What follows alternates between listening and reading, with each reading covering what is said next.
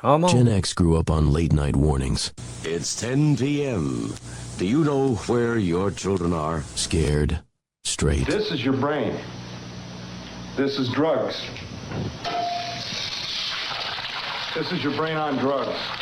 Any questions? And were inspired by movies that defined a generation. I mean, we're all pretty bizarre. Some of us are just better at hiding it, that's all. Hey, Doc, we better back up. We don't have enough road to get up to 88. Roads? Where we're going, we don't need roads. I feel the need for speed. We found our attitude in comedy. I'm Gumby, damn it! You see that sign? No shirt, no shoes, No dice. Right. Learn it. Know it. Live it. And our identity in pop culture. I want my MTV! I want my MTV. I want my MTV. What you talking about, Willis? Keep your feet in the ground and keep reaching for the stars. This is Gen X Men with Bill Rowland and Gary Dollarhide. Life moves pretty fast. You don't stop and look around once in a while, you could miss it. And welcome in, everyone. Bill Rowland here, Gary Dollarhide there. This is episode 25. Whoa. 25 of Gen X Men. Thanks for hanging out with us. Got a good show for you today. A lot of things. Basically, we went and looked at a lot of anniversaries, if you will, things that happened in this week in whatever year it was. And there was a lot of different things that we came up with. So even if you hear a couple of things, you'll be like, I wasn't a big fan of that. Trust me, there is something for everyone throughout this episode. Lots of good stuff to get to. So we might as well go ahead and jump right into it. If you're wondering, we're not going to talk a lot of current events. We usually don't necessarily, we acknowledge them, but we're having to tape this a couple days before it's being put out because I'm going to be traveling to Pittsburgh for the A10 men's basketball tournament.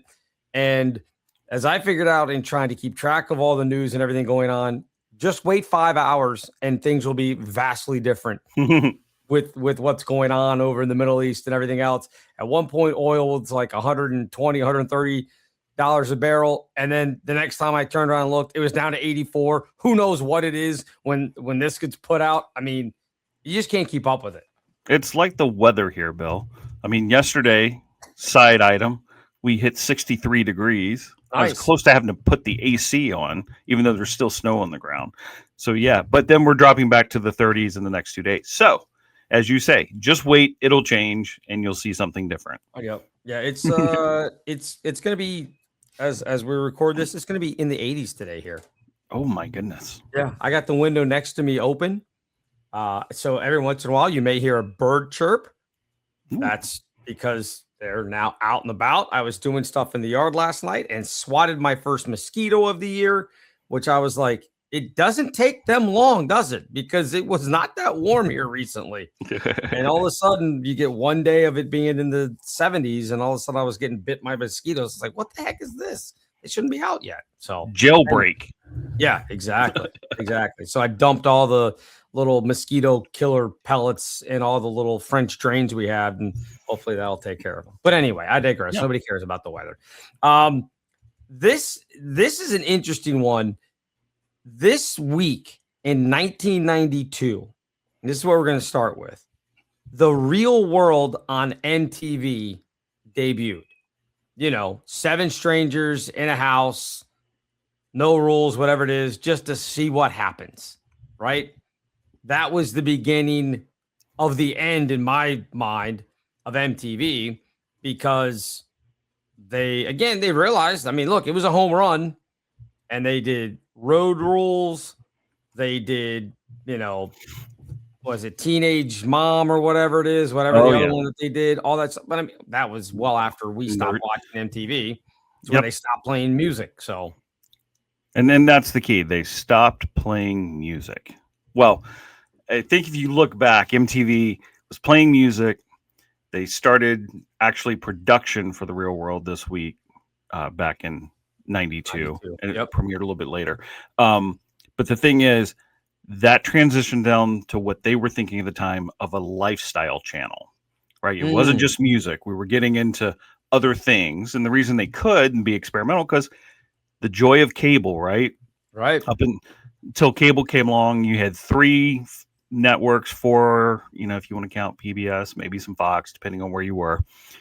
No one was going to take any chances, or not hard chances, on anything other than good shows, good ratings, have news, and call it a day.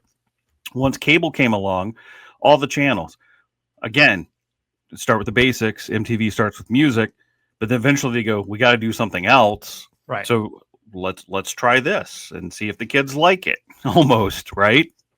And so that began their switch over to a lifestyle channel, which was music, culture, etc. It's interesting because when you look at all the stuff that MTV did, and again, they broke ground on a lot of different things. I mean, just MTV itself was groundbreaking, and then all the videos and everything else, and they kind of pushed filmmaking forward as well.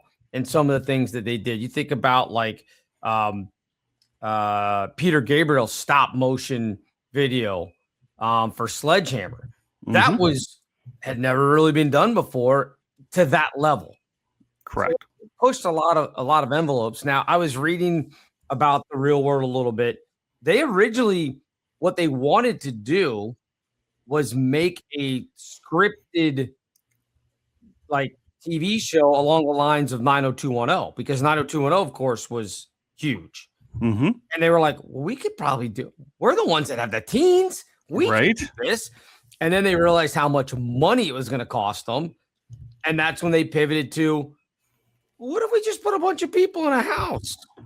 What if we just filmed? And that's how it came about. So it went from being a scripted teen-ish drama to, we'll put a bunch of 20-somethings who grew up with MTV into a house, and we'll just see what happens. So that's how it came about, which is, I mean, again, a nice pivot.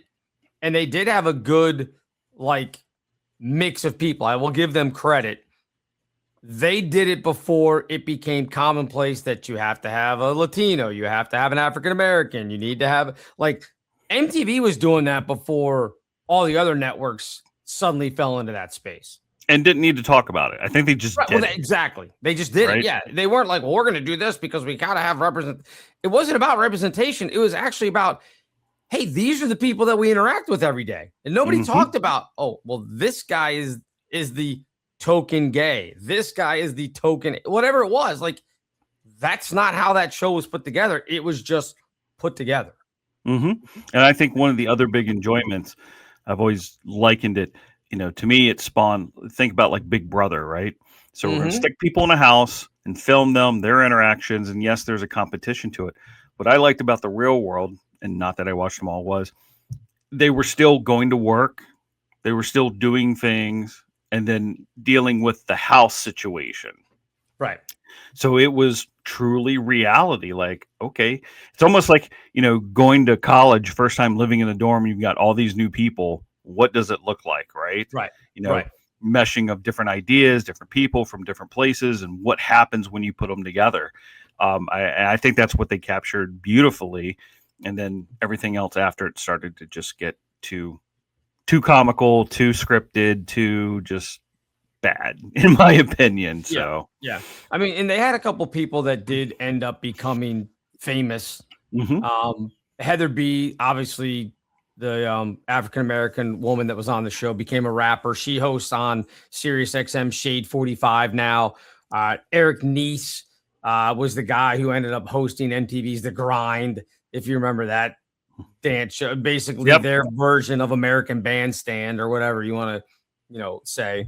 So they had a couple people from that first one. And again, while it was intentional to bring all those different people together, they didn't point it out, as you said earlier. It's not like they said, oh, here's I'm going to have to go back and look and see here's Norman Corpy.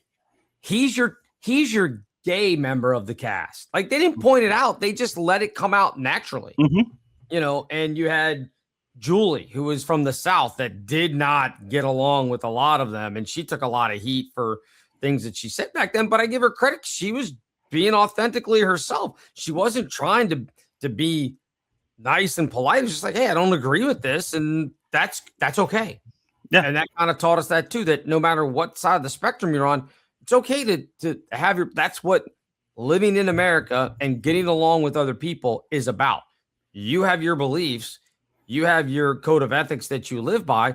Not everybody's going to have those same code of ethics, but you still got to figure out a way to get along. Mm-hmm. Yeah. I mean, I have no doubt that whenever they produced it, they sat down and there was probably an intentionality to diversify the cast in a way. Oh, it but was absolutely intentional. Yes. But all those that follow said, oh, here's the formula and we have to do this and we're going to do this because this is what has to happen. And I think that's, sometimes being first is the best because you're doing things like, all right, let's just do this because we're going to do it. But everyone else that follows says, well, they did it and now we've got to do it this way. And, their scripts. And even today, there's always, one of my shows that I love just because it's a train wreck to watch is Love is Blind. There's been times where they've caught people who are doing the show just to be on the show to increase their social media careers. Exactly. And ulterior motives of why they're on the show versus here, it's pure natural. We're going to cast you. You're going to be on the show. And like you said, they were just they were. And we got to see that, in real time during their seasons. It also created the whole thing that they do now and a lot of other ones you see on like Big Brother. And I don't know if I don't watch Survivor. So I don't know if they still do, if they do it on Survivor or other ones. I know like on The Amazing Race, they'll do, it's when they have the people sit down in front of the camera and talk. Well, they realized, the producers of this realized they needed to figure out a way to explain what was going on because sometimes there would be an argument, in the loft or whatever where they were staying, but there was no background to it. Mm-hmm. So you didn't know, like, well, hold on a second. What just happened? It wasn't like Big Brother where they had cameras on them, 24/7. You could watch, if you remember, subscribe and watch 24/7. Because I remember we were talking about Survivor on one of the other episodes when you and I both worked for what was then Westwood One, a subsidiary of CBS. And I remember when Big Brother started, you could sit and they were out in California. So we'd come into the office and it would be like 8 o'clock, 8:30 Eastern time. Well, it's 4 a.m. out there. They're all sleeping. So you could be a creep and be like, I'm going to watch these people sleep. And then you see them, about noontime our time. They're like, oh, it's 8 o'clock. It's time to get up. We're having lunch and they're just stretching out. Well, they didn't have that necessarily with the real world at first, where you could watch them constantly. So you didn't necessarily know if an argument took place outside of the cameras being on and people following them around. You didn't have the context of it. So all of a sudden, somebody leaves the room and slams the door or whatever. And you're like, well, I don't know why it just happened. So they originated that whole confessional type thing to give context to what was going on in the house. It wasn't planned. Again, one of those just happy coincidences that they're like, okay, well, those two people got an argument, but why? Like, if you're a viewer, like, what happened? Okay, well, now we got to go in. Hey, Julie, why are you mad at Eric? What happened there? And then we would talk to the camera. And then they're like, oh, now we got to get Eric's side of things. And you go, Eric, hey, what happened with you and Julie? What went on there? And then they would say that side of it. And then the great thing is that now a lot of the reality shows, which aren't really reality, a lot of them are scripted. Well, then they'll be like, oh, well, I got mad because Karen did this. And then they show Karen not doing exactly what, it's like, well, that's not actually what happened. And so it's like, that's the only thing that I think really came out of MTV, of the real world, not only just the whole idea of them, hey, what would this be like if we did this?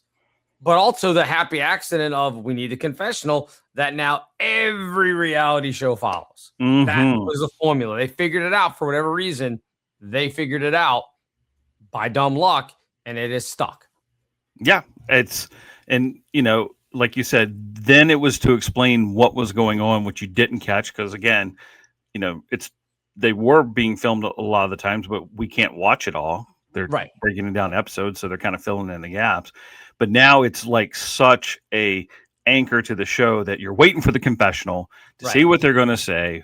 And it's like you said, and I agree, it's almost two-stage now. Like it's so I wouldn't be surprised, and it probably exists if you went in, they storyboard every single thing. Oh, You're going to be mad here, and this is going to happen, and that's going to happen, and we're going to confessional here to explain. It just, it loses value compared to what the original was, because the original, as we said, whether some of it was contrived or not, it was pure. This is what we're doing. This is a fresh approach, and everything was new and possible. And now we've just fallen into the formulas. yeah, and I mean, even on that level, they may not storyboard it out completely of, oh, this is how this is going to happen, but they absolutely present certain circumstances to get a reaction. It may not be the one they that engineer it, but they are definitely, as you call it, engineering. Maybe not completely scripted, a lot of it, but they definitely say, let's put them in this situation so we can see what happens. It doesn't happen naturally. They force the situation on them. Now, the Kardashian one, I think, is different. I think they do say, hey, we're going to do this. We're going to take you here. We're going to talk about this. And you're going to be upset. So look up. I mean, that I think they've talked about. I mean, and even the reality programming, like even when you go, forget shows like the Kardashians or the Osbournes, who were the kind of the first ones family-wise to do it and led to the Kardashians and all these other ones. But even like Storage Wars, like it's supposed to be a reality thing.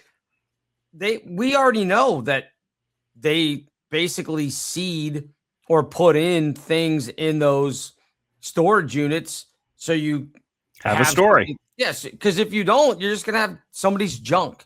Yes. And that's not fun. There's nothing exciting about that.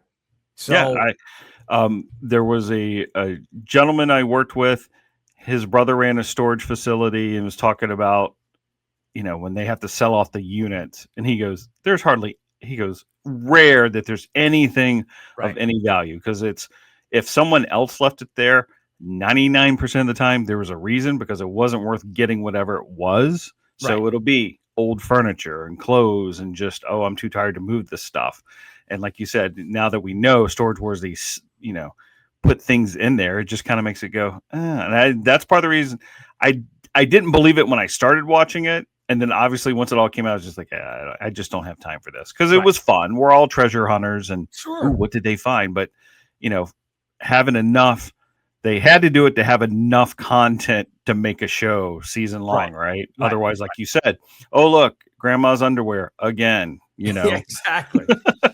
How are we going to sell this? So, and I'm sure there were a ton of people that saw that and then started going to their local storage places when they had the auctions or whatever and spent all this money and were stunned when there was nothing in there.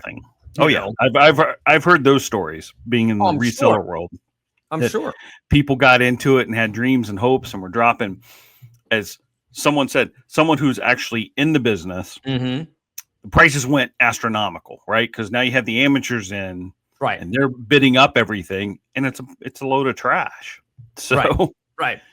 I mean, you hear every once in a while, and this is why we're all intrigued by these stories, is you'll hear like somebody went to a yard sale and bought some painting, and in the back of it there was like the copy of the U.S. Constitution, or there was a bunch of letters from this person that was tucked in the back, and there were thousands of dollars or whatever. And those things happen. I mean, it absolutely happens. Especially, it happens a lot up in New England, because again, it's where the country originated from, all through that. So there's a lot of historic stuff, and they did hide a lot of things in a painting or a picture frame or whatever it is. But I can't imagine there's too many things out there that haven't been found by now. Correct. I mean, if it is, it's, as I always say, it's stuck in someone's home or barn somewhere. Exactly. Because as someone who has done some reselling on the side and has been bold enough to talk to like a Goodwill manager, they get updates all the time of, these are things to look for, right? They are trained, paintings and certain figurines, like they scarf that stuff before it hits the regular floor. No one's just, okay, we got this in, go put it on the shelf. They have people looking at it going, no, we need to check the value of that, send that along, check the value of that. And yes, you will still win once in a blue moon because there's just too much stuff Right. for their business model. But they even themselves go through it looking for, the needle in the haystack. They're trying to make sure that they're not missing anything because, they're a for-profit company, despite what they say. So right. Well, I mean, that's what I mean. You can go on to the Goodwill site now and search into like their baseball cards or trading cards or whatever, sports trading cards things, and you'll see like stacks and stacks. You're like, oh my gosh, there's like thousands of cards being sold for $10. Well, yeah, because they're not worth anything. They've already gone through and found everything that they want from whatever, somebody's mom or aunt or whatever, and went and just said, I want this out of my house, and took and dropped it off at Goodwill. And they took anything of value is out of there. So it's going to be a bunch of late 80s, early 90s cardboard that you'd be better off lighting a bonfire with than actually saving in your house. Trust me, I know, because I have a lot of those cards from the late 80s and early 90s that I collected back then that I know for a fact aren't worth anything. So why I still have them in my house, I don't know. I should just light them on fire. So and I know they miss things because, God bless her, my wife Susan, she's a Coach purse aficionado. Okay. And so you'll go in, and they kind of created this tier line at Goodwill of hand-picked items, stuff that they think has more value than just throwing it on the back shelf. And she's gone through it where they've had Coach back. She goes, that's not real. Look at this stitching. So sometimes, again, this shows you how they do miss stuff because someone just said, oh, look, it's a Coach bag. And then they try to upsell it when it's not real just because it said it's Coach on it, but it's a knockoff. Right. And I mean, again, they get so much stuff. And you can't be and this is what I learned long ago. You can't be an expert in everything. Correct. So if you're just some guy that's working at Goodwill, you may know all about, I don't know, who knows, maybe you're their trading card guy. They're gonna know anything about a Coach purse or certain shoes, or you have no idea. You're just like, oh yeah, I guess. And you don't have time, even with the internet, you don't have time to sit there and be like, okay, let's type in and see what this is worth. Let's type in and see what this is. You just don't have time to do it. They exist on volume. Then if you've ever been, we go there sometimes because it's just fun. It's Goodwill by the pound. That is a show to watch, boy. Watching the scroungers get in there and elbow out each other in the tables when they come out. But that is something to see. That should be a reality show. Let's follow the scroungers at Goodwill by the pound and watch the fights happen. Because I've seen the fights. I've seen cops drag people out because that's how. That's usually just clothing stuff, right? No, it's everything.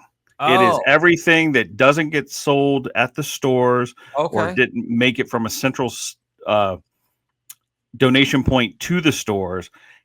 So I've seen it's everything: toys, bags of golf clubs, bean bags, luggage. It's just everything. Now they sort it out. Clothes are separate because they pull them out in these huge 10-foot plastic rolling trays. Right. So clothes do get separated.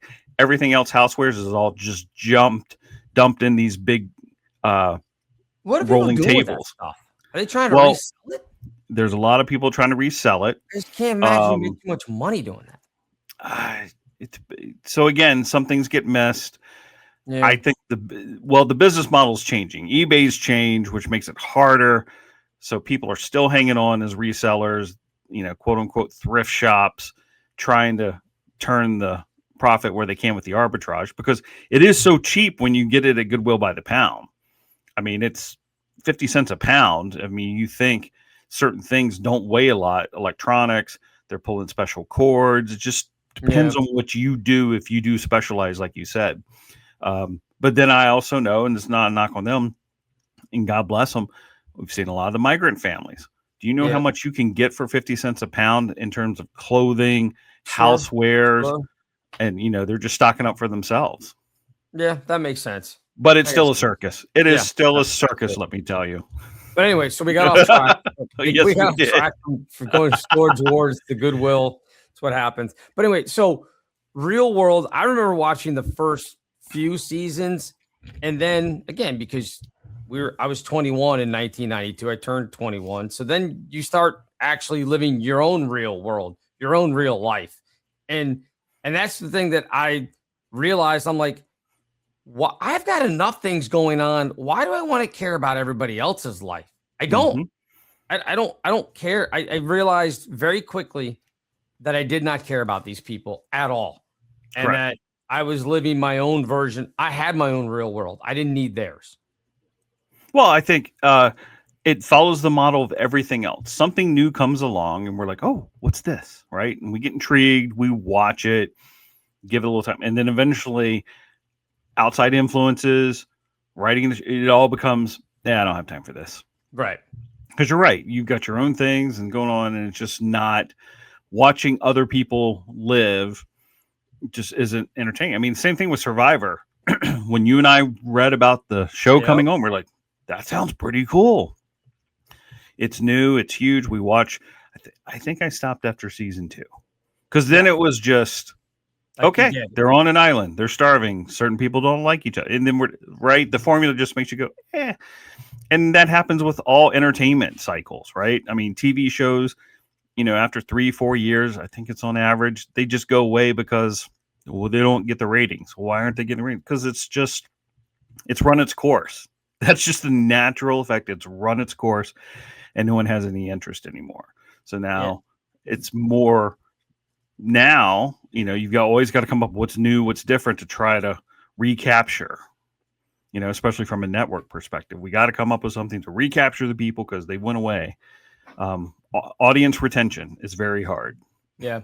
And I just looked it up. They did 33 seasons of The Real World. The last official Real World did not air on MTV. They actually partnered with Facebook Watch, which I didn't even know that was a thing. I haven't been on Facebook in over 15 years, so I have no idea.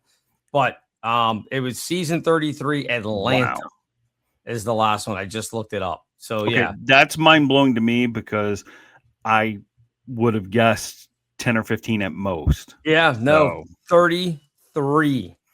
So, and then they did do a 30-year reunion in 2021, bringing back the original cast and everything. And of course, MTV morphed it. You had Road Rules, and then they had the Real World Road Rules Challenge.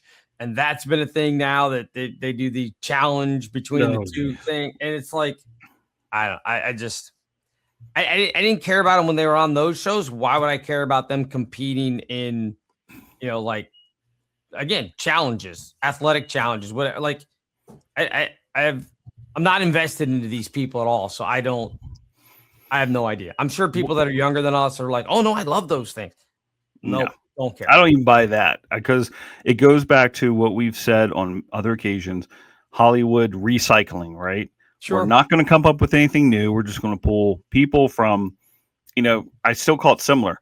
We're pulling old cast members from Real World who will do this because we're going to pay them, right? And put them in this new scenario, but it's still based on what they did. It just, nothing is new, right? We just keep recycling afterwards, and sometimes we recycle bad ideas and think it's working, but someone is saying it's working, whether it's the bean counters who go, hey, production was this and advertising is that, we're good to go.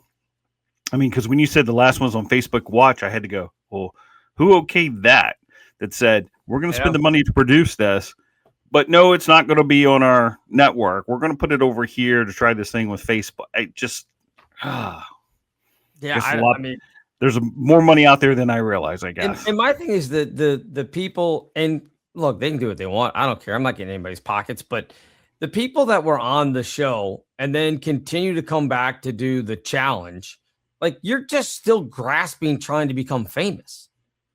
Like that's all you're doing. Like move on.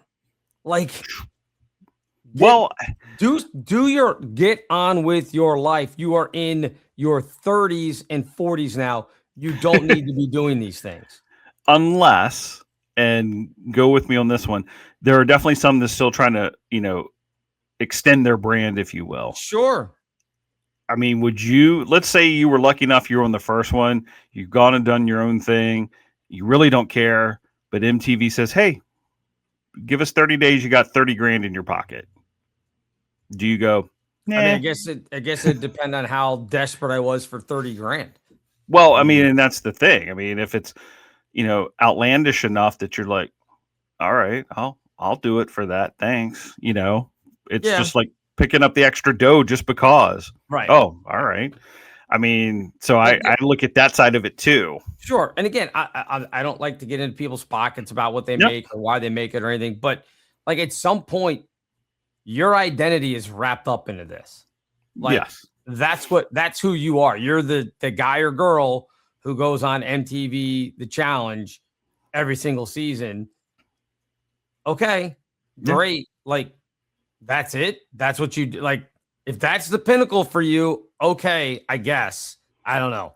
It could be, or I mean, like I said, is it the easy money? I mean, yeah, it may not be what you wanted in the world, but it's what you got. And if it's, if that alone is going to make you 25, 30 grand a year, because you're not getting up a lot of time in these production scenarios. Let's say you're an accountant making 100 grand a year, but 1 month you're going to be gone on this reality show making 30 grand. All right, guys, I'm taking leave. I'll be back. I'll see you. You just take it for that angle.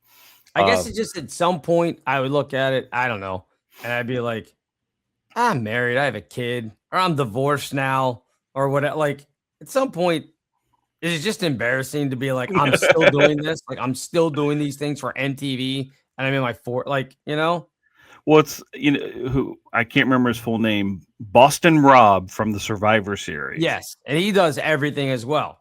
He does everything on every single. He's been on Amazing Race. I think he's on the new NBC Traders. He's on that game show now. So yeah, he does everything. Yeah, and I saw an interview once, and he goes, it's not about me being famous. If you're just going to keep paying me to do this, sure, then that's an easier gig than going to work every day 9 to 5. Absolutely, and that's kind of where I was going with the. Oh, you still want me to do this? All right.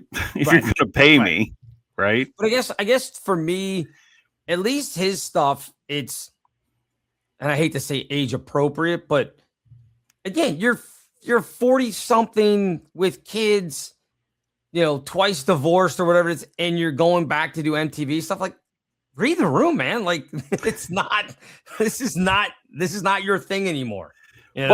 But you say that, but they keep coming back to him. I don't know. It's not like maybe his agent is, you guys have really got to put him on. I know it's been 25 years. Like there is a give and take of someone said, let's get Boston Rob. And I'm not even talking about Boston Rob. But other people. Yeah. The people that are on MTV. Boston Rob, I mean, again, he's one of these people that has played into the fact that he's a villain on these shows, and that's fine. Again, they're going to cast you as they cast you. Mm-hmm. And, if you lean into it, it's great. He's playing a character, no doubt. I'm sure he's not like that in real life. Because that's the other thing about the reality shows. They're going to present you how they want to present you. They're just going to take clips and snippets and everything else, and they're going to present you, here's how you are. Mm-hmm. You're going to be portrayed as this. No matter you have one bad moment on one of those reality shows, and it's going to be like, oh, here we go. Here's the hysterical woman again. Every single time, this is what she does. And it may be something that happened once, and that person is perfectly normal any other time, but they caught them perfectly in their bad moment. So now everything is going to be edited to make them look like this lunatic. True. And that's just what it is. So, well, you know what I liken it to, and you'll laugh, but there are some people in the sporting world, especially coaches, who have made careers out of just being the guy that gets bounced around and keeps getting brought back because someone said, hey, we need that guy. He sucked the last 2 times, but this time is different. We're going to pay him. Are you supposed to go, no, no. I mean, I know there are some that will go, yeah, I'm done coaching, but I know there are others like, yep, where's my next head coaching gig? Anyone that'll pay me. Of course. And that's why I see all the time, like when coaches leave mid-majors to go to a high major, even like here's the thing, not to get off on a sports tangent, but it's what we do. We're here, so it's fine. Like Boston College. Oh, I think both their men's and women's jobs are open on the basketball side. I think that's right. Yeah, I know they men. just got rid of the men's coach. Yeah. Yeah, I know Earl Grant just got fired. If you're somebody who's got it going at a mid-major somewhere, okay, and I'm not going to use Tony as an example because I know him too well. I'm not going to do that. But let's just say you're at a mid-major and you've done really, really well, or even a low major, whatever it may be. And Boston College comes calling for you. Mm-hmm. Now, first off, I've known enough coaches throughout my tenure. I get it. Most coaches think they can go and be successful. You have to have that confidence in you, or why would you be a coach to begin with? You have to be driven. You're competitive. Absolutely. Exactly. You have. I can make the difference.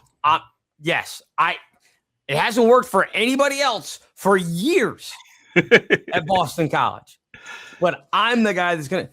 No, if you've got it going on at another school somewhere, why would you take that job? Mm-hmm. Again, no offense to Boston College, you should not be in the ACC.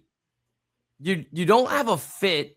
You're a private school. Now, I mean, people are going to say, well, Duke's a private school. It's different, okay? They're a private school up in the Northeast with no peers, right? They don't put the amount of money or structure behind. You don't have the resources that a Florida State has. Correct. Or even a North Carolina. Like, you don't belong in the ACC. And that's just, I mean, I'm sorry for people that might be Boston College fans or went there, but that's just the reality. But they got invited. You don't belong there. They got invited. So what do you say, right? Well, I know that. I get it. They, back then, but in this day and age with NIL and everything, you don't belong in the ACC. You don't.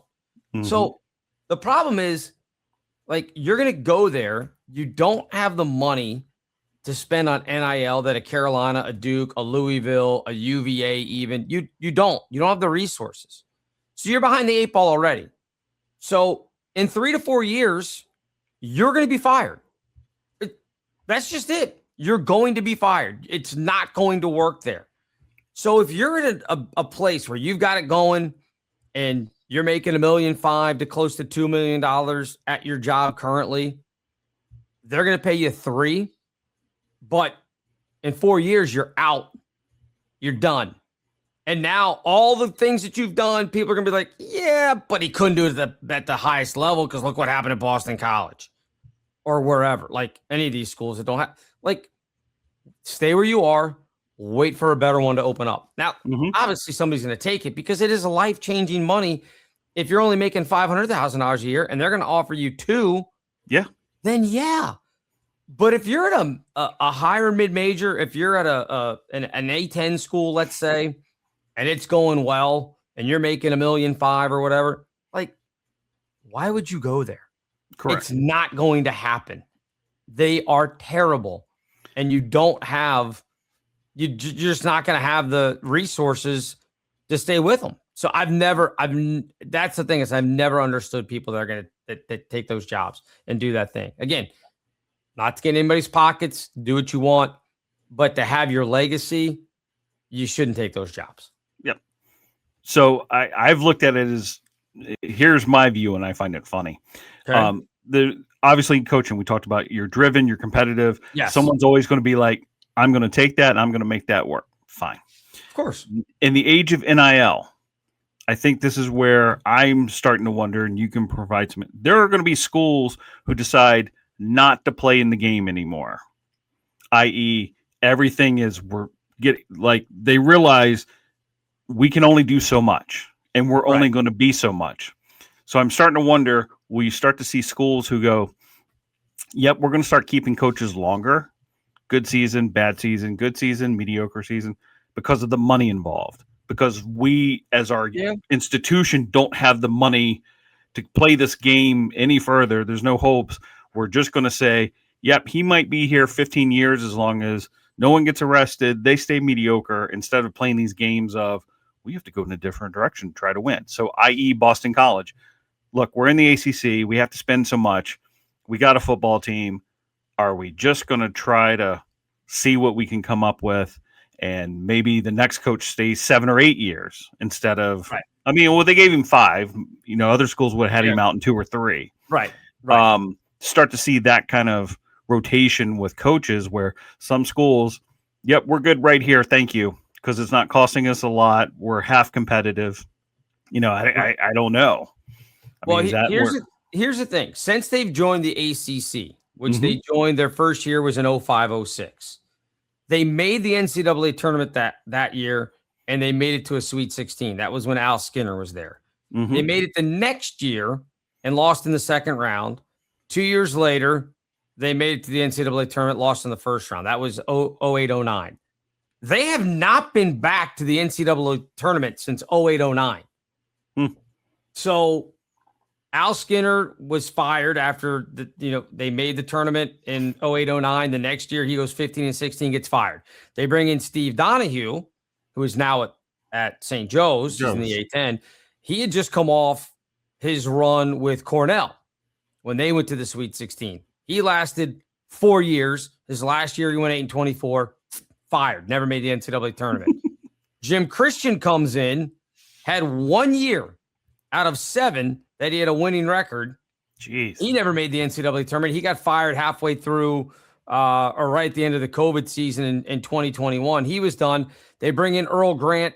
He had 1 year of having a winning record in the 5 that was here. He's done. So the last 3 coaches have not, and that spans, 16 years?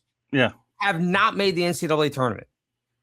So what, again, I'm not going to tell anybody not to take the job if it's going to be life-changing money, but if you're somewhere where it's going along and it's going well, why would you go there? Again, when they were in the Big East, which is probably where they should have stayed. Yeah. They were very competitive. Al Skinner had them, they went 5 out of 6 years with him. Actually, 6 out of 7 years that they made the NCAA tournament with him. Now, 2 of those were with the ACC. But even like Jim O'Brien, who wasn't great there, got him to 3 NCAA tournaments. Gary Williams, when they were first in the Big East, got him to a couple tournaments before he took the Maryland job in the late 80s. So, I mean, they've had good coaches, successful coaches there, but not since they left the Big East and joined the ACC. It's been garbage. Why would you go there? I mean, I look at it being up here. Look, there's not a lack of basketball talent in the Northeast. Right. Case in point, the busloads that left Maine last Friday night to drive to Boston to watch Cooper Flag. Right. Exactly. Right? So you had the guy in your backyard. Someone didn't want to pony up and spend the money to send him 1 year at BC. I don't know. But no, there is talent. Again, that was never going to happen. I know. But you could have at least made the offer. Look, we'll pay you $10 million to do your 1 season in college basketball. Right. No, there is talent. The problem is a lot of the talent is lower. Once you get out of New York City, the talent's more Division II, low end, mid major. So there's talent. You just got to find the right coach who can take a couple years and piece that together and keep them from going somewhere else. And even that would probably get you, 7 or 8 teams from the ACC usually go to the tournament. So you set up your out of conference, beat up everybody and struggle through to go 8-8 or whatever it is now in the ACC, 9-9, and you should be in. So but that's the thing. You got to go 9-9, that's how it has to happen. So yeah, I mean, it's tough. But I still find it quandary because it's not like a school in the middle of nowhere. Yes, it's Boston, but there's a lot going on there. It's kind of mesmerizing me that you can't do any better than they have been. I'm not saying they're the next Duke or Carolina, but you should at least be able to get middle of the pack in the ACC with just the right talent and coaching. Again, they don't put down, the arena that they play in. Oh, it's a hockey arena. Yeah, it's not pretty. They don't. I went there once. Yeah, they don't take the ice up. They just put the floor over the ice on game days for them. They practice somewhere else. They have a different facility that they practice in. So again, if you're a player, why would you be like, that's what I want to do? I want to play a hockey arena. That's exactly what I want to do. Look, they're not the only one. I'm not just picking on Boston College. DePaul hasn't been to an NCAA tournament in 21 years. And they were a name. Yes. Old school, big time. Yes. Since they joined the Big East, they are over. They have never made the tournament since they joined the Big East, DePaul. Why? And they're in Chicago. They're in even a better spot for players, even better than where Boston College is. Yeah. And they still can't get it done. So again, you the names, and we know this one, Jerry Wainwright, right? From you. Yep. Had great success at UNC Wilmington, right? Oliver Purnell followed him, had success at Old Dominion. Dave Lato was there. UVA. Now, Tony Stubblefield, who's there for 2 years before he got bounced, and then Matt Brady took over for him when they got fired halfway through the year. That was the year they went 0-20 in the Big East. And now Chris Holtzman's been there for a couple of years. Now they're above 500 this year, 16-15, but they're still not going anywhere. Why would, again, I get it for the money, but why else would you take that job? Why wouldn't you stay one more year and be like, you know what? I can get it done at my school for another year. I can get a better job than Boston College or DePaul. Yeah. It's definitely a professional consideration. And then same thing, like agents. I mean, I know they're greedy because the coaches have agents, but you think as an agent, you're like, look, don't go there. You could go there and we're all going to make money for a few years. And then what? Like you said, let's give it another year. Let's see what happens, because we all may win better if you do have another great year and now your options open up. Exactly. A little, because I saw, again, I'm not saying he's not going to go there. I would be really surprised. I saw on X, and take that for what it's worth, like Tony's name has been thrown out there for a couple of these jobs, including the Boston College job. And I just went, I can't see him doing that. Yeah. I just can't see him taking that chance that you're going to go. He doesn't need to. He makes plenty of money at George Mason. He does not. It's not like he's making $350,000 and all of a sudden Boston College is going to pay him $2 million. And you go, how can I turn down $2 million? That ain't it. Yeah. So I mean, it'll be stunning.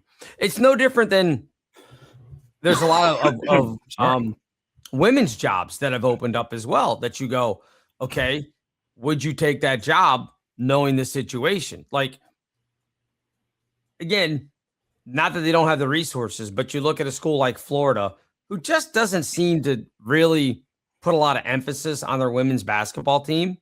And you're going to go have to compete with South Carolina and Texas and on, like all of these schools that put Tennessee, that put a ton of resources into their women's basketball program. You go to Florida, you might be fifth on the pecking order at best, maybe.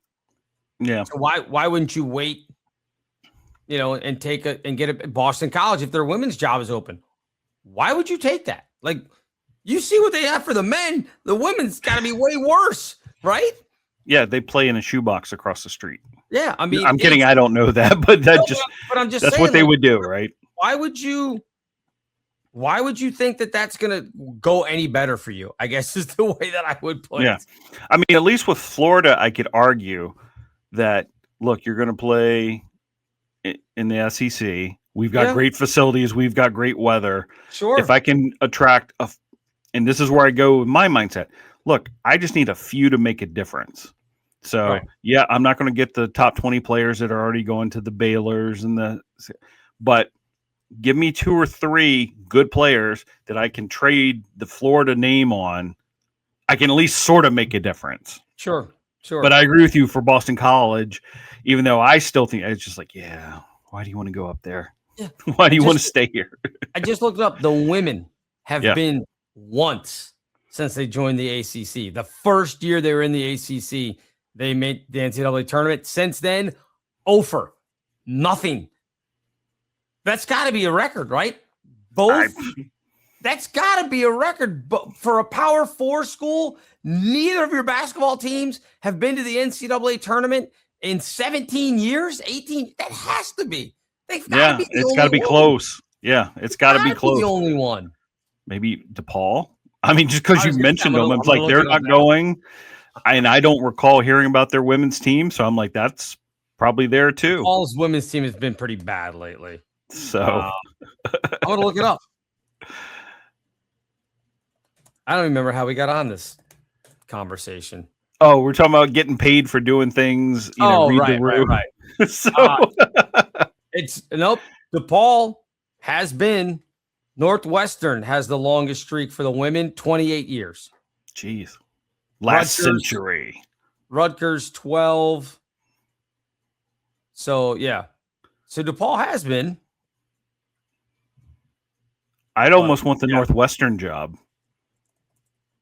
Because I could walk at the press conference and say, look,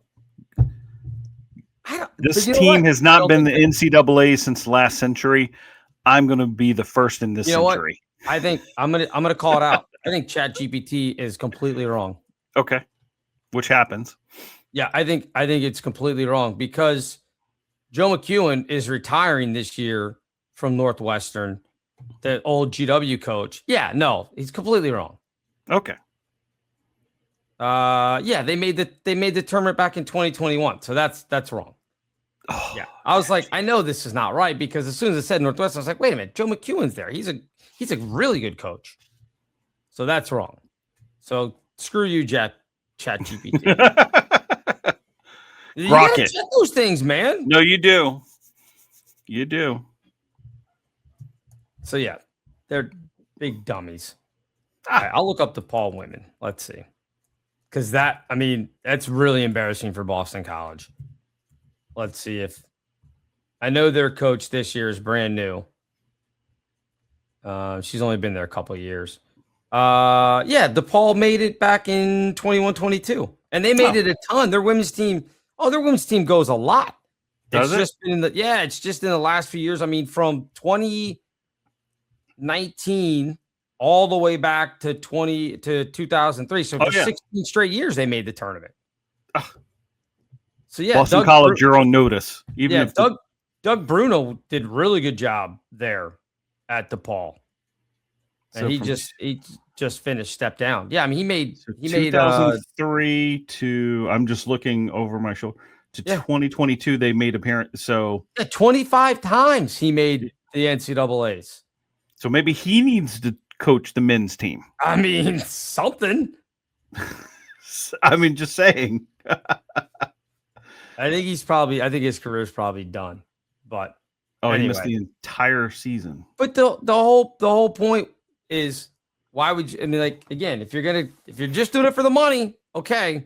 But if you're looking to have long-term success, I wouldn't go to either one of these places. Okay. So, anyway, you said Chuck Norris's birthday was this week. Today. It's today? The 10th, right? Today's the 10th. Record on March 10th, yes. It is his 86th birthday. Wow. He looks great. And remember, on his birthday, he doesn't blow out the candles. That's right. Anyway, I won't say. Yes. We'll keep it family friendly. Yes.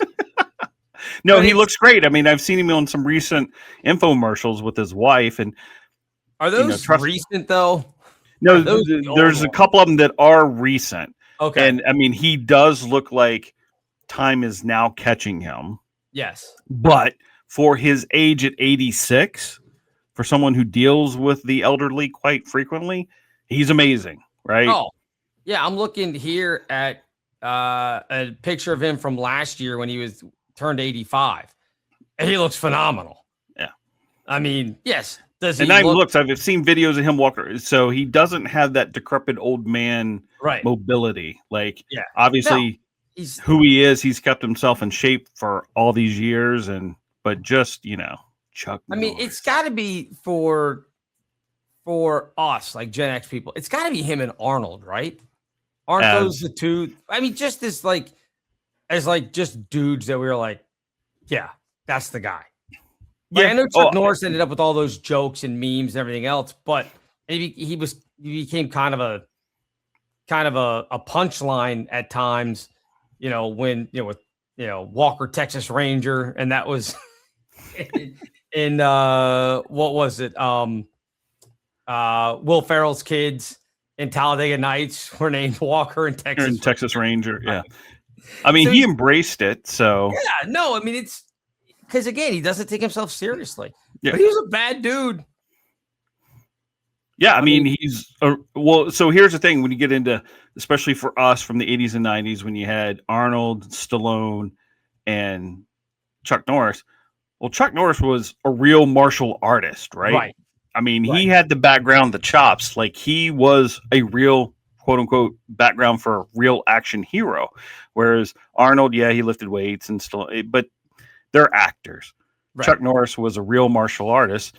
And then they promoted that with his movies. He was the one-man army, the Reagan era, right? That's what we all aspired to, I'm going to go kick ass and get it done, right? And it just, you knew he could do it because of his history. So to me, he is the ultimate action hero because, yes, he didn't have the acting chop side because, a lot of times, it's very straight-laced and serious. Right. Yep. But he was real. Like you could look at it and go, yeah, he could probably do that in real life. There was no stuntman, no body double. No. Yeah. No. He was an absolute beast. Right. Him and again, when you act in a movie with Bruce Lee, yeah, in The Way of the Dragon, I mean, forget it. If Bruce Lee is putting you in one of his movies to do fight scenes with him, you're the guy at that point, right? Exactly. I mean, that was way before we were watching stuff because that was, I think, early 70s. Yes, The Way of the Dragon. But yeah, I mean, it, just like I said, I kind of think of it in terms of when I was looking it up, it was like, it was Cold War tensions. He was the one-man army. He should have had an eagle on his shoulder as a sidekick. He was almost like he should have been Captain America. Like that would have been fantastic. Yeah. Chuck Norris is Captain America back then. Because he essentially was in his movies. He's always saving the good guys, America. Arnold did save the world against Predator, but still, it was about, being the American badass, if you will. Yeah. Well, happy birthday then to Chuck Norris, 86. I'll be stunned if Chuck doesn't make it to 100. I would be too. Now, I won't be around for that. I'm probably not going to live for another 14 years, but I think Chuck will still be here. So he has a good shot at it. Yeah. No, I mean, again, he's in phenomenal for 86. I'm 30 years younger than him, 31, and he's in still way better shape than I am, which is that's embarrassing for me, not necessarily for him. So, all right, other things that happened this week in history for Gen X, Beavis and Butthead. We were talking about MTV. Beavis and Butthead debuted this week in 1993. Again, kind of the end of the college run for us. Were you a Beavis and Butthead guy? For like 30 seconds. I mean, I think I saw one or two episodes. Yeah, it was funny, and but it just, I've never been big into animation. So trying to watch show, same thing was going on Ren and Stimpy at the time. Like everybody was into it, and I'm just like, it's animation. I don't know. I couldn't get into it, but there's definitely some, humor and nostalgia for the show, but I wasn't a big fan. Well, they were kind of doing just the animated version of Mystery Science Theater. Yeah. Like, do you remember that show on Comedy Central where they would watch the old terrible B movies? It was just in shorter snippets because it was music videos. And then they would be commenting. I mean, that was kind of the, interplay to go on to whatever it was that was happening in the episode. But I always thought that was like genius to be like, yeah, that's kind of like what people do. Not necessarily as dumb, but that's kind of what people do when they just sit there and veg out and watch the videos is you make ridiculous comments about the videos. Yes. Well, and I found that part of it funny. It was when it went on to other things that it was just, I don't know. It was like, I mean, that's where we got King of the Hill out of it. Yeah. He was their neighbor. King of the Hill, a great, again, animation. So you probably don't like it. I didn't watch it. Were you did you like hate Bugs Bunny and stuff too? No, for whatever reason that all worked. Maybe because I was younger, but I mean, after a certain point, Simpsons, no, I get it. I understand but I can't watch it. King of the Hill, you just mentioned, people would talk about it and I'd just be like, okay. I don't know what it is. Not saying I'm the reality TV guy. It was just, as an adult, animated things just didn't stick with me. I mean, I've seen, and I'm just making stuff up. What was it? Archer. There's been all these series have come on that are oriented toward adults but animated, and I just go, that's not on my list. So, yeah. I mean, I watched The Simpsons. I mean, I remember The Simpsons coming on Tracy Ullman show. I used to watch the Tracy Ullman show all the time because it was fantastic. And so I remember them from them. But I mean, I haven't seen a new episode of The Simpsons in years, probably. But again, I understand the cultural touchstone because that was us. I mean, Matt Groening is a boomer because he just turned 72, the creator of The Simpsons, but that was geared towards us. Oh, yeah. All that was Gen X humor and everything else. But yeah, I liked Ren and Stimpy when it was on. I don't go back and watch it. You know, I'll sit down. If I see a Simpsons episode, I'll sit and watch the episode or whatever, but I'm not seeking it out. I mean, I'm not looking for, when's the next episode coming on? So I get it. Beavis and Butthead was the same thing. If it was on, I watched it. If not, it's like I went to see what was it, Beavis and Butthead Do America or whatever it was. Yeah. I saw it in the movie theater because a bunch of us went to watch it, just dumb, and it's fine. Yeah. It's no different than South Park. I went and watched South Park. South Park's Bigger and Better or Uncut or whatever it was, whatever their movie was. I wouldn't watch it. Yeah, it had some funny moments in it, but it was just an hour and a half version of the TV show. Yeah. Like it didn't break me. It was fine. You hit it on the head, and that's what it was for me. If they happened to be on, they were on, okay.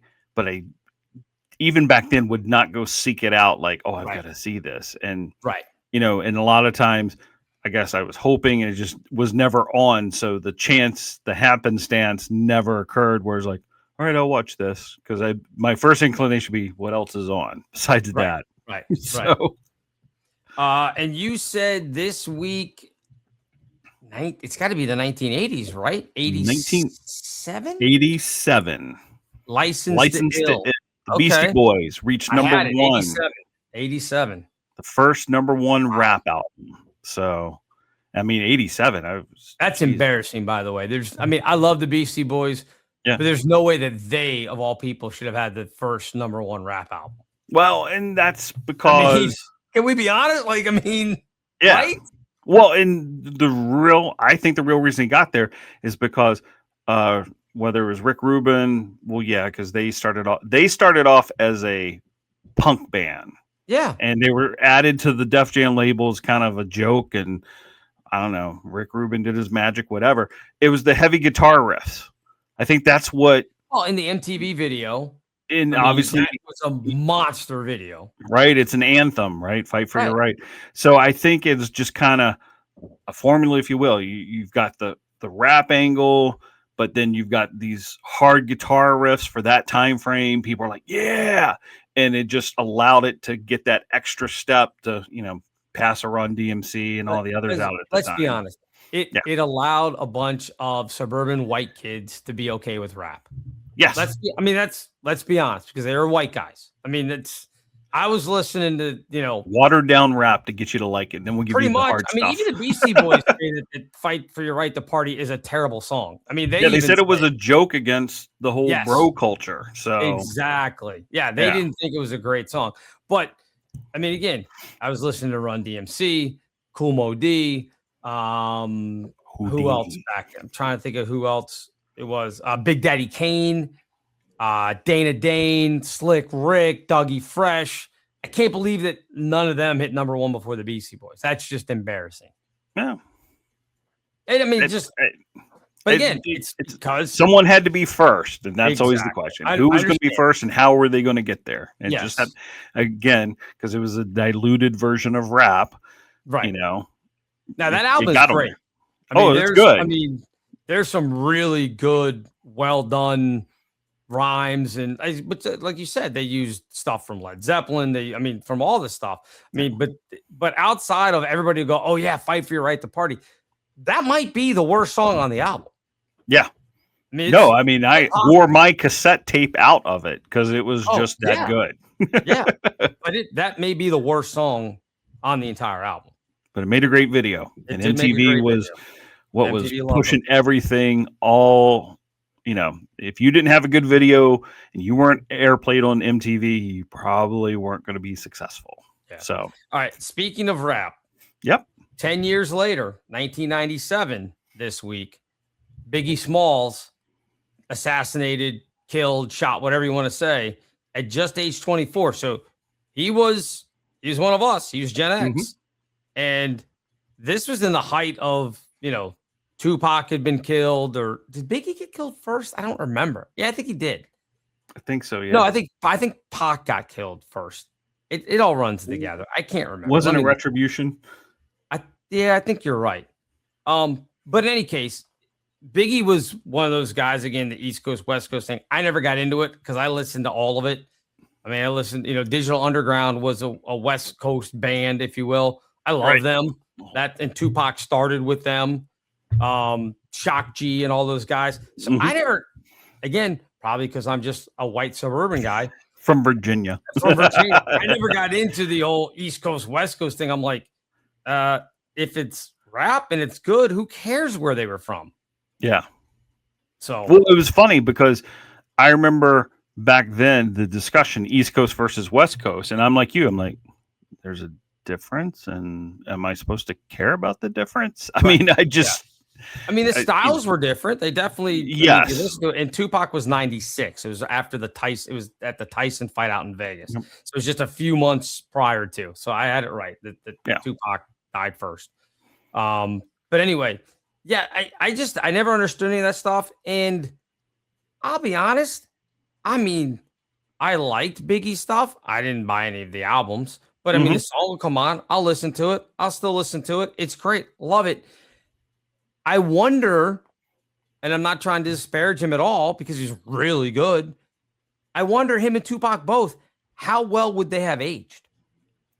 Yeah. I mean, that's the question I've always wondered.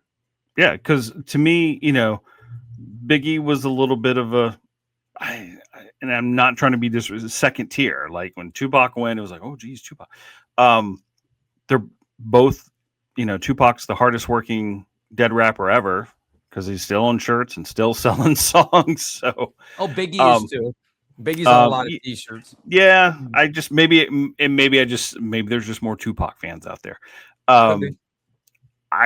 It's a good question. How would they have lasted? I mean, I look at the long-lasting rappers, Ice Cube, Snoop Doggy Dogg.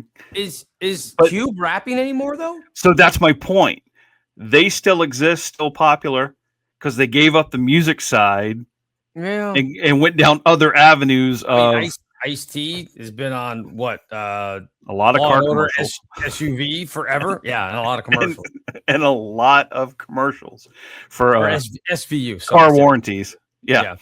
So that's the thing. Like whether it was their design, good management, whatever, kind of said, "Hey, let's move you on to other things." Yeah, smart. They're going to be more lucrative and probably easier to attain than trying to maintain a hardcore rap status for, an extended period of time. And that may be just a musical cultural difference because you can be an old rocker 80 and still on tour, but maybe not so as a rapper. Yeah, rap hasn't been around long enough to know, but like you look at like LL Cool J, he puts out a song here and there, but I think that's just because I think that's a management decision. Like, hey, why don't you throw something out because you can still do it because it's all about his channels and other things going on. Sure. Will Smith put out that song. What was it called? Pretty Girls or whatever. And everybody went, yeah, you don't need this is really creepy. Some 50-year-old dude talking about, seriously, that was right. I know. They're like, wow, this is weird. Like, so I'm like, and again, guys that I love, Big Daddy Kane, Kool Mo D, guys like that haven't put out more recent stuff. The Beasties can't anymore because MCA's not around. Yeah. But I just don't know. Would they now? It's been 29, almost 30 years since Pac died. It has been 30 years this September from Tupac. Would they still be putting out music at 54? I mean, is Biggie still going to be dropping albums at 54? Yeah. I would think not, just because, again, there's no other example unless they were going to be the first. Yeah, which I mean, could have been, I guess. But yeah, they could have been. I guess, but it just doesn't show that's a longevity of career to be just known as the rapper. So, right. And it's not even just rap, because you look at rock stars that, again, they're touring on their old stuff, which these guys could absolutely do. I know that, again, you'll see performances every now and then from guys like Big Daddy Kane. They'll be at one of these events where they're bringing back all the old 80s and 90s rappers, and they'll get up and do stuff, and they can still rip. It's phenomenal. But you don't have real, like, the Rolling Stones are still touring, but when was the last time the Rolling Stones put something out? Right? Like, all of these. Are they? Are they still touring? Okay. Yeah. Yeah, they've done some dates here and there, even though, I mean, Bill Watts isn't around anymore, right? Didn't he pass away here recently, their drummer? Yes. So, I mean, I think they're still out there doing stuff. But, again, it's not like these guys in their 60s and 70s are putting out new stuff. They're just touring off their old stuff. So, they absolutely, Pac and Biggie could tour off of the old stuff that they did. I'm just not sure, and not taking anything away from them, I'm not sure if they would be as relevant now if they were still alive as they are, because people look back and be like, oh, what they could have done. And yeah, maybe, look, maybe Biggie would have had another 10-year run in him into his mid-30s, early 40s, kind of like Eminem, although M went away for a while and came back. But even Eminem, when he came back and started rapping, people were like, I'm not sure about Eminem, So, well, I'm going to ask you this because you are around more young people than I am. Correct. And paying more attention. And not in a creepy way. Not in a creepy way, just because you coach. Yeah. Because I couldn't answer the question. Who would be the relevant rappers right now? Are there any? Kendrick Lamar. Okay. Drake. Those are the two that had the big beef here recently. So with those two, because I'm not that familiar, but are they different imaging? Like when I think of the rappers from back then, it was, we're from the streets and we're hardcore, talking about the lifestyle. Do those two bring that to their music? Drake was a kid actor. I want to say on, I hope I'm not wrong about this, Nickelodeon maybe. Okay. And then became like more like this performer. But yeah, no, I mean, like 50 Cent is still out there doing stuff. He's still getting into beef with people, which is weird because, again, he's like, I think 50's in his early 40s now, maybe. Like, come on, man. At some point, you got to stop with this stuff. Like, it doesn't make any sense.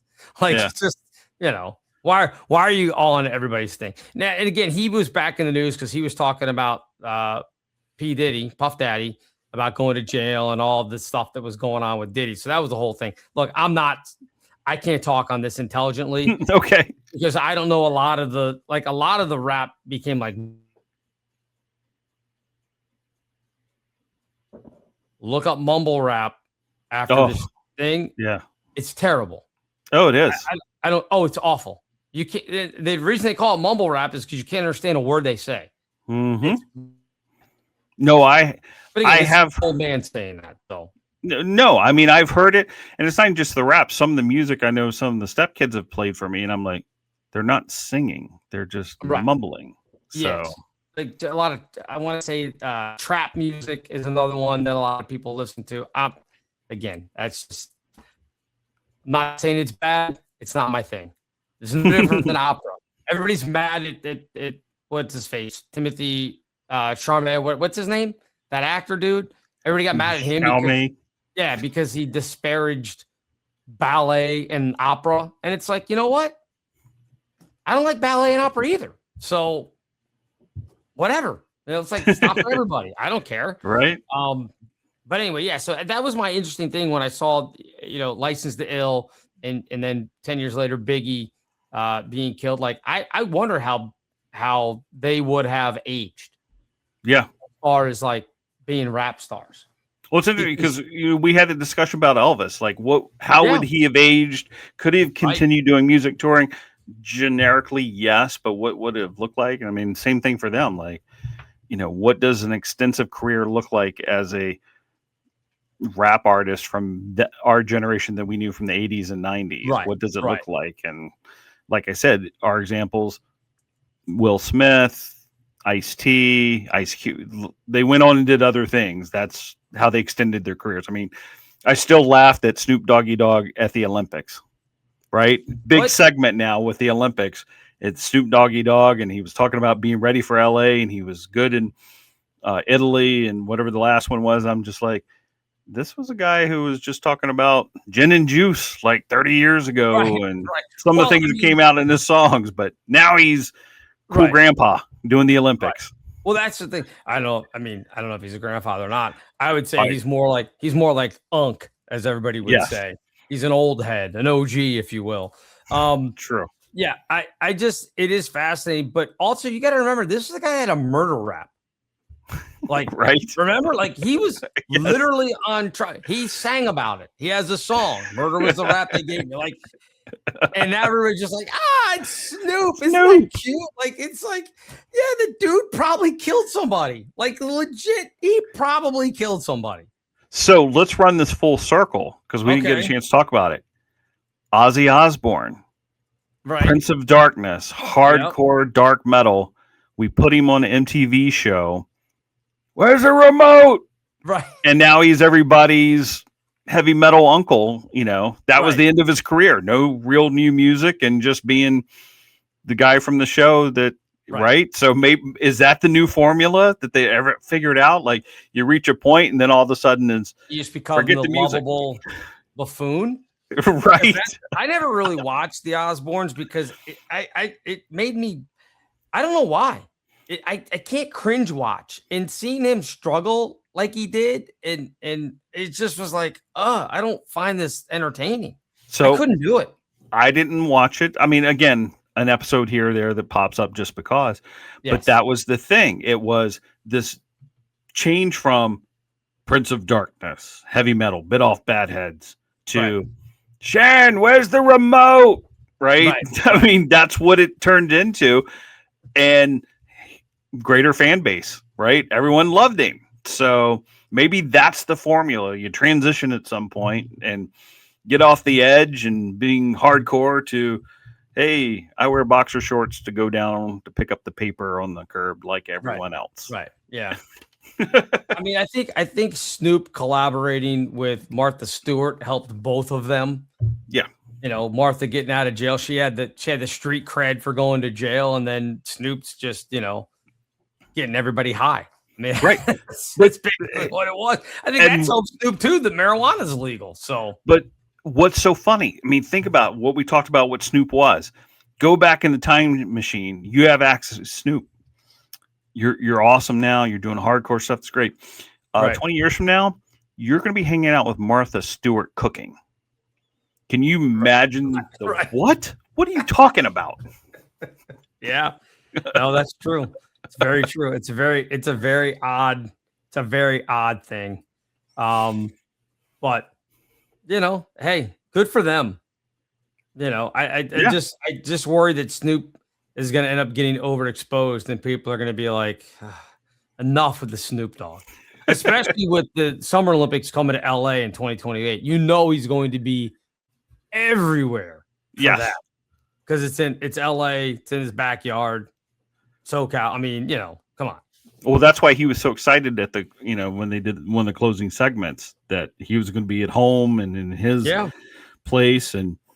But like you said, if they hide him, for him, it's like, okay, I just got to hang out for about a year and a half and not screw anything up. Not screw anything up. And then I'm back and I'm going to be, the guy again for 6 months. Do you think they'll send him down to Compton to watch and be like, how are the folks in Compton watching the Olympics? What do they think of this?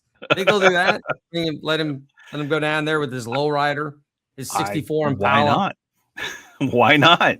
I guess. I mean, again, I love Snoop. I think he's funny, but at some point, it's like, come on, man, you got to be careful. Don't get overexposed on this stuff. It'll go wrong for you. But like anything else, anything for the money, right? If they're going to pay him, show up. Hey, outside music, let's look at Shaq. I mean, we're selling car insurance and Carvana cars, He's and the general. Yep. he just, again, cashing checks, Right. So there's something to it. Yes. I mean, I don't hate him. I don't get in anybody's pockets about that stuff. You want to do it, do it. Yeah. And it's fine. They're going to pay you. Take the money. Absolutely. Be all for it. So, all right. We should probably finish this off. Did we cover everything? Anything else that you wanted to hit before we get out of here? Nope. Okay. I think Again, happy birthday to Chuck Norris. Right. Very Remember, happy. he doesn't sleep. He just waits. There you go. Is that your closing? I don't know. It can't be today. That works. I always thought that was the best one for him. So yes. Well, it's the other one is that I always enjoyed was he doesn't do push-ups. He pushes the world down. That was the other one that I liked. But I will quote the Beastie Boys with their famous lyric of "We can't, we won't, and we don't stop." This concludes this episode of Gen X Men with Bill Rowland and Gary Dollarhite. Gen X Men is now off the air.